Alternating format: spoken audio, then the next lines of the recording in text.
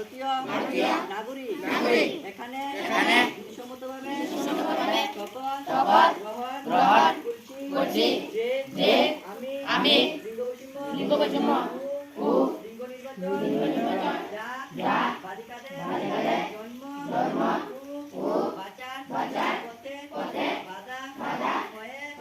দাঁড়ায় তা নির্মূলীকরণের লক্ষ্যে ব্যক্তিগতভাবে ও সমষ্টিগতভাবে সর্বপ্রকার প্রয়াস গ্রহণ করব।